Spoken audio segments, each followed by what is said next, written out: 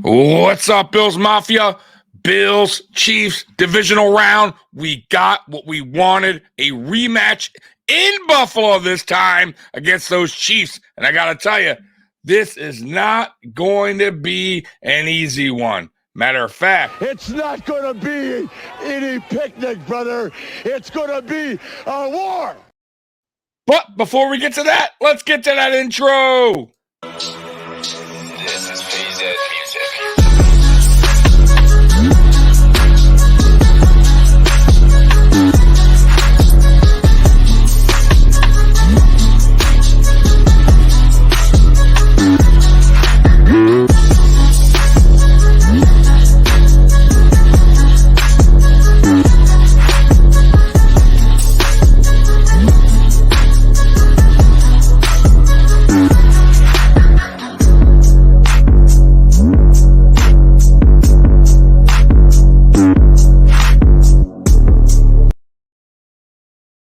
Welcome to the Mafia Sports Report. I am Tommy. Please like, subscribe, hit that notification bell because I always forget to tell you. Well, Bills Mafia, we got what we wanted, and that is a rematch versus the Chiefs in the playoffs. And this time around, it's in Buffalo, baby. Finally, we got what we wanted, right? A game versus the Chiefs in Buffalo in our stadium. In our weather conditions, well, here it is, man. Divisional round this Sunday. We are the last game of the weekend, Sunday night. I believe it's 6 o'clock. That game starts 6:30. Man, Bills Mafia, you better be rocking that stadium. Make them let you make the Chiefs make the Chiefs hate the fact that they lost to us this regular season and it cost them a home game versus the Bills. So, make them uneasy in Buffalo, man. Get loud. I don't want to hear there's a regular season Bills Mafia crowd, which, by the way, is really, really great. I want to hear this is it, right? This is, guys, if we don't beat the Chiefs this time around, do we ever? I mean, I hate to say it, but this is it. We understand that the Chiefs are the thing that's been stopping the Buffalo Bills for the most part of getting to a Super Bowl, of reaching a Super Bowl. They cost us in 2020. They cost us in 2021. Just saying. Now, 2022 was just, credit to the Bengals. But, the Chiefs have been a thorn in our side. And like I said, man, this game is going to be a war, man. And we need to, just like we did, by the way, just like we did with the Patriots. When we finally ended the Patriots run, we made it official. And we stamped our name on the AFC East, that we are the kings of the East until somebody can knock us off our throne. And that hasn't happened in 4 seasons. Not 1, not 2, not 3, but 4. We right now are the rulers of the East. But we have different things in mind right now. And that's the Super Bowl. We've already proven we're a playoff team. We already proven we can win the AFC East. We know this. We know what type of team we are. We know we're a good team. But are we a great team? Are we a team that can finally get it done? Well, we're going to find out this Sunday when we play the Chiefs. By the way, the defending Super Bowl champion Chiefs. Now, look, I get it. They haven't had the best regular season, for who they are, the Chiefs, right? This, we all know the Chiefs, the offenses, throughout the years have been great. But this year they have struggled. But they are still the defending Super Bowl champions. Look what they did to the Dolphins last weekend. No problem. Took care of business at home. So, as long as you got Patrick Mahomes, as long as you got Travis Kelce, and as long as you got Andy Reid leading that team, they're going to be a tough out. So, guys, I have storylines, the top storylines for this game. Let's go ahead and get this thing started. So I got 6 of them. Once again, shout out to Bills Wire for creating this article. All right, let's get this thing going. Playing at home. About damn time. And we didn't even have to win the AFC this time to get the Chiefs at home. It just worked out in our favor. Thank God. The Bills and Chiefs play a lot, and it always feels like it's in Kansas City. Well, it's not. One time it was in Buffalo, but this is the first time the current Bills and Chiefs will face off in the postseason in Orchard Park. That's going to be discussed all week with how often the Bills end up at Arrowhead. Can that be a difference maker? Yes, it can be. Of course it can be. Because Bills Mafia is going to be loud. They're going to be crazy. They're going to make it tough for the Chiefs offense, to go through their, to hear the play calls. And there's going to be a lot of things that take place because of the noise factor of being in Buffalo. That's the advantage of being at home, and obviously the elements as well. But man, like I said, once again, man, the one thing we've been trying to do is win the AFC, go in as the 1 seed, because we always knew that, the Chiefs are going to be up there, right? In order for us to be probably, facing the Chiefs at home was to win the AFC. And like I said earlier, man, did we kind of get lucky on this one. I mean, I don't know what to tell you about this season, how crazy this season has been, what a roller coaster ride this has been. If you were to tell me, like I said earlier on, that we would be 6-6, fire our offensive coordinator, having other issues going on, a shit ton of injuries, guys we lost for the season, Matt Milano, Trey White, we lost Daquan for the, most of the season. Thank God we got him back now. And then all the other injuries as well. Then you had the off-field stuff of Von Miller. Then you got the Sean McDermott article. If you were to tell me all of that were to happen, and we will be sitting here right now in the divisional round at home versus the Chiefs, I tell you, you were crazy. But here we are. This team is resilient. They came together. And I listen, I'll be first to tell you that I'm a tad surprised because I just did not see this coming. And I didn't see Sean McDermott leading this team as far as he has this year, considering everything I just told you. I made a video about a couple months ago about, the Bills probably need to make a coaching change. And I also told you in that video, I will be first to eat crow if I'm wrong. If Sean McDermott can lead this team to a Super Bowl and win a Super Bowl, I will be first to eat crow, and I will be happy to do so. And I'll make a video apologizing and saying how stupid and wrong I was for making that video about Sean McDermott. But I will tell you this. And Colin Cowherd actually said it too. And I said it way before. I actually said it a week ago before Colin Cowherd. But that's all right, Colin. I still love you, buddy. But that article came out, and I still think a lot of it was true. I do. And you guys can think what you want. And of course, yes, it was a hit piece. No doubt about it. Perfect time, bye week, everything that was going on with the Von situation, Bills not playing the best football. Perfect time to throw that article out there, right? Why not, right? Good old hit piece. But I got to say, there was some truth to it. And I believe Sean McDermott took that. And I also believe that might have changed his ways in some aspect. If you go look back, and Colin made a great point at Tom Coughlin. And he went to New York Giants, and he was just trying to be this tough guy coach, and the players just weren't respecting him, and he was losing the locker room.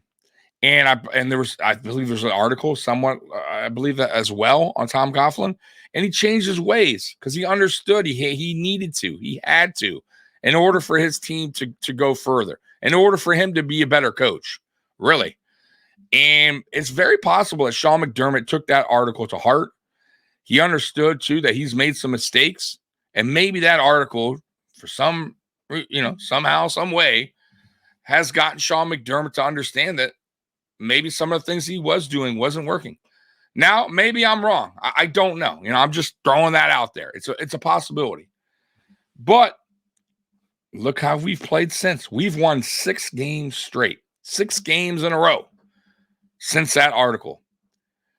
The Von thing has totally been swept under the rug.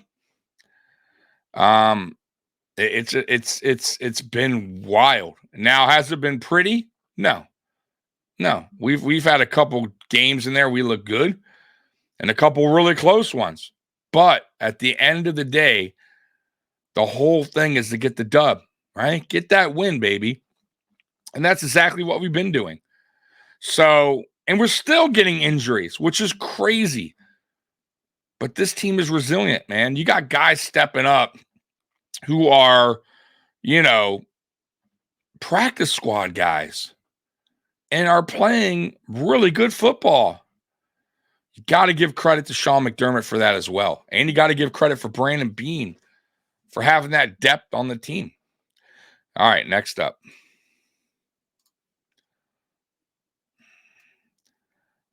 Pat on the road. This crybaby. Look at him.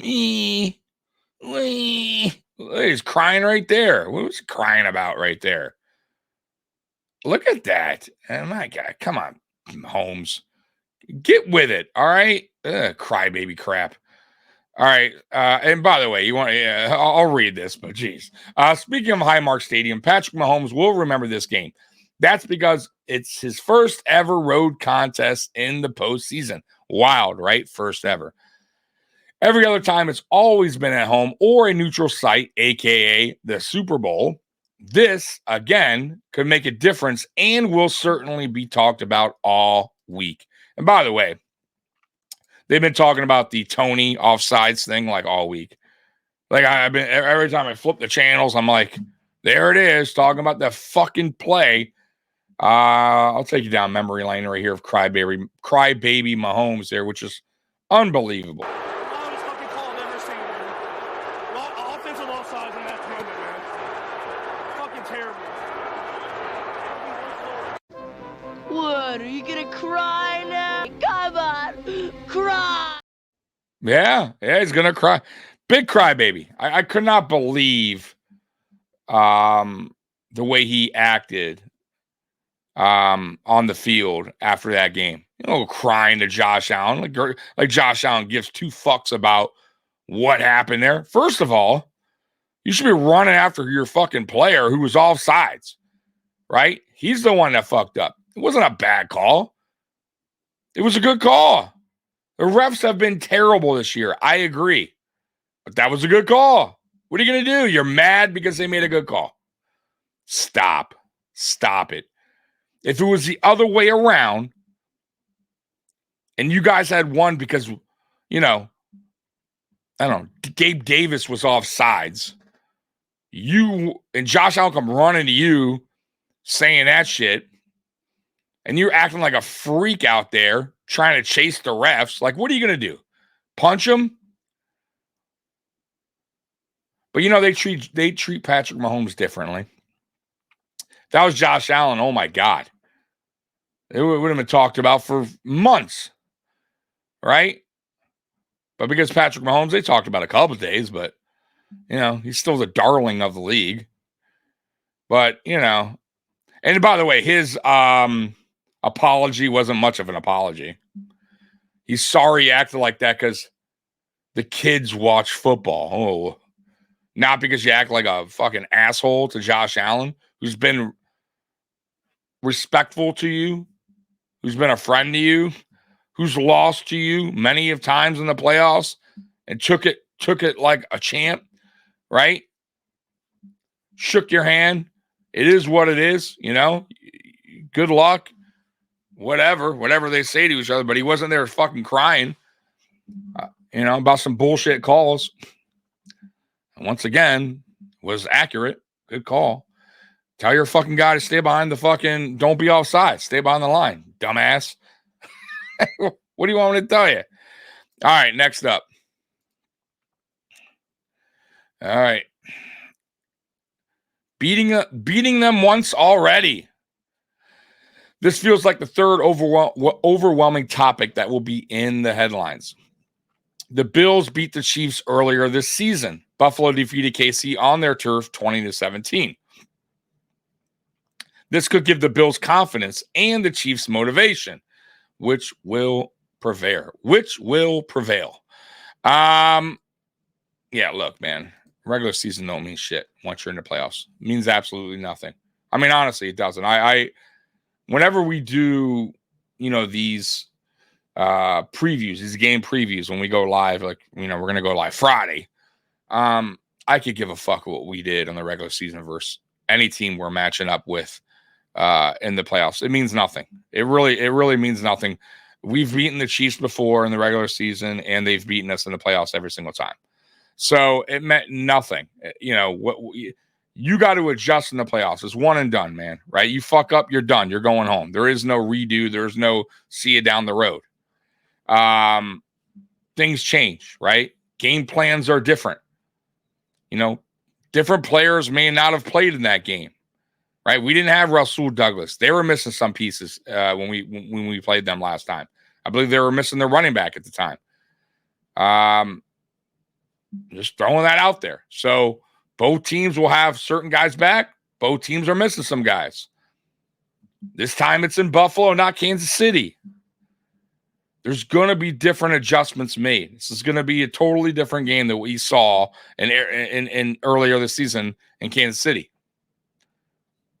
You know, this is going to be where Sean McDermott is going to show us, you know, that he could be a great coach in the NFL, not just a good coach who can get you to the playoffs and then get bounced out. He needs to eventually beat Andy Reid. He has to. He has to beat the better coaches in the NFL, the best coaches in the NFL. If he can't, then he'll just be one of those good coaches. He'll be a Flip Saunders of the NFL. You know, if y'all don't remember Flip Saunders, he coached the Minnesota Timberwolves. Excellent coach. Good regular season coach. Get you to the playoffs. Win the division. Flopped in the playoffs. Never could win it. They stuck with him forever until they fired him. By the way, rest in peace. You know, look at the Bengals' old head coach. Same thing, right? Same thing. Stuck with him forever, right? Where did it get him? Got him nowhere. You know, good team. But where it counts the most is in the playoffs.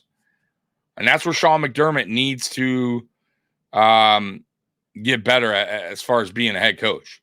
He needs to coach to win. He needs that mentality that he's had over the past, you know, 2 or 3 games now, where he, you know, it's a win or go home type of, you know, coaching, right? Like, you got to throw it all out there. You know, you got to go for the 4th and 1s. You got to be careful. You got to understand. You got to get better at your clock management. There's a lot of things that he needs to do really, really well when he's going against top tier coaches like Andy Reid.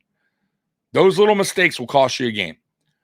Bad challenges, bad timeouts in the wrong time, you know, not going for it when you should, playing conservative on defense late in games, playing conservative on offense late in games. You got to throw all that out the door. This is it. It's the playoffs. All right? Time to put your big boy pants on, man. All right, next up.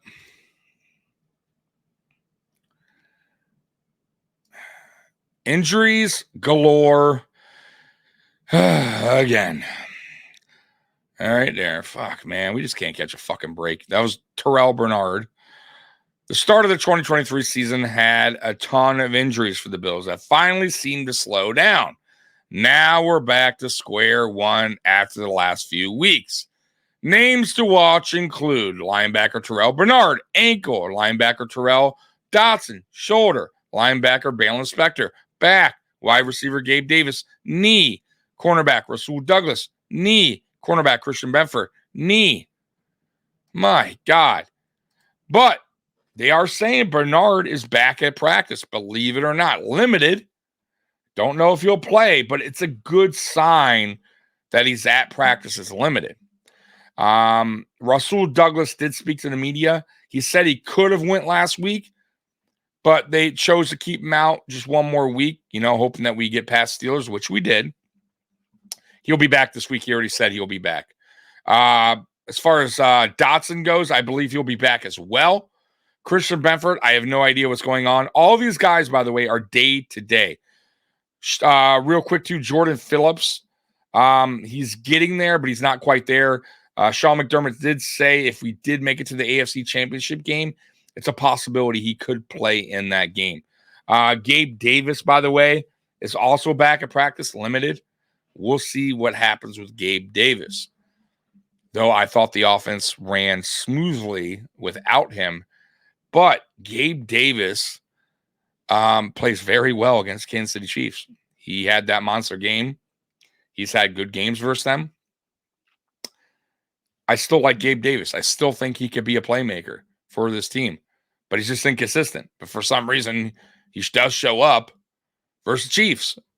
So it's going to be interesting to see what they do with Gabe Davis this weekend. All right, next up. Josh and Pat. Mahomes against Josh Allen, regardless of location. We don't need to explain why this matchup what we talked about all week. Yeah, man, two of the best quarterbacks in the NFL.